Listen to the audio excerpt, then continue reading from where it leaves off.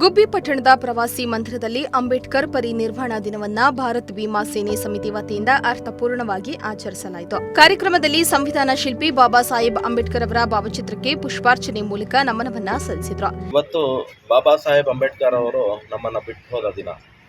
ಇವತ್ತು ನಾವು ಭಾರತ್ ಭೀಮಾ ಸೇನೆಯಿಂದ ಸೇರಿಕೊಂಡು ಇವತ್ತು ಅವರ ಪುಣ್ಯ ಸ್ಮರಣೆಯನ್ನು ಮಾಡ್ತಾ ಇದ್ದೀನಿ.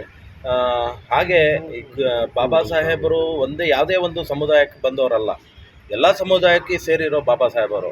ಅವರು ಇವತ್ತು ನಮಗೆ ಸಂವಿಧಾನ ತಂದು ಕೊಟ್ಟಿರಲಿದ್ರೆ ನಾವು ಇವತ್ತು ಇಲ್ಲಿ ನಿಂತ್ಕೊಂಡು ಮಾತಾಡೋಕ್ಕೂ ನಮ್ಮ ಕೈಲಿ ಆಗ್ತಿರ್ಲಿಲ್ಲ. ಬಾಬಾ ಸಾಹೇಬರು ಕೊಟ್ಟಿರೋ ಕೊಡುಗೆಗಳು ನಮಗೆ ಬಹಳ ಇದೆ. ಈ ವೇಳೆ ಮಾತನಾಡಿದ ಭಾರತ್ ಭೀಮ್ ಸೇನೆ ಸಮಿತಿಯ ಅಲ್ಪಸಂಖ್ಯಾತರ ರಾಜ್ಯ ಉಪಾಧ್ಯಕ್ಷರಾದ ಇಮ್ರಾನ್ ಪಾಷಾ, ಬಾಬಾ ಸಾಹೇಬ್ ಅಂಬೇಡ್ಕರ್ ಅವರ ಸಂವಿಧಾನದ ಅಡಿಯಲ್ಲಿ ಮತ್ತು ಅವರು ಸಾಗಿದ ದಾರಿಯಲ್ಲಿ ನಾವು ಸಾಗೋಣ. ಇಡೀ ದೇಶಕ್ಕೆ ಬಾಬಾ ಸಾಹೇಬ್ ಅಂಬೇಡ್ಕರ್ ಅವರು ಅಪಾರವಾದ ಕೊಡುಗೆಯನ್ನ ನೀಡಿದ್ದಾರೆ ಎಂದರು. ಏನಂತ ಅಂದರೆ ಬಾಬಾ ಸಾಹೇಬ್ ನಮ್ಮನ್ನೆಲ್ಲ ಬಿಟ್ಟೋಯ್ದ ದಿನ, ತುಂಬ ದುಃಖವಾದ ದಿನ. ಇವತ್ತು ನಾವು ದುಃಖ ದಿನನ ಆಚರಣೆ ಮಾಡ್ತಾ ಇದ್ದೀವಿ ಭಾರತ್ ಭೀಮ್ ಸೇನೆ ಸಂಘಟನೆಯಿಂದ.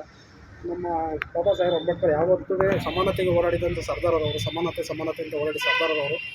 ಇದೇನೇ ಇದ್ರೂ ನಮ್ಮ ದಲಿತರಿಗಾಗಲಿ ಅಲ್ಪಸಂಖ್ಯಾತರಿಗೆ ಅಷ್ಟೇ ಸೀಮಿತ ಆಗಬಾರ್ದು, ಇಡೀ ಸಮಾಜಕ್ಕೆ ಇದು ನಮ್ಮ ಬಾಬಾ ಸಾಹೇಬರು ಸೀಮಿತ ಆಗಬೇಕು. ಇಡೀ ದೇಶಕ್ಕೆ ಅವರು ಸಂವಿಧಾನ ತಂದುಕೊಟ್ಟಿರೋದು ನಮಗೆ ಅಲ್ಪಸಂಖ್ಯಾತರಿಗೆ ಅಂತ ತಂದುಕೊಟ್ಟಿಲ್ಲ, ಇಡೀ ದೇಶಕ್ಕೆ ತಂದುಕೊಟ್ಟಿರೋದು ಸಂವಿಧಾನ ಕೊಟ್ಟಿರೋದು ಅವರು. ಹಂಗಾಗಿ ಪ್ರತಿಯೊಂದು ಮನೆಗೂ ಬಾಬಾ ಸಾಹೇಬರು, ಪ್ರತಿಯೊಂದು ಮನೆಗೂ ಹುಟ್ಟಬೇಕು, ಪ್ರತಿಯೊಂದು ಮನೆಯಲ್ಲೂ ಬಾಬಾ ಸಾಹೇಬರು ಫೋಟೋ ಇರಬೇಕು ಅಂತ ಹೇಳ್ತೀನಿ.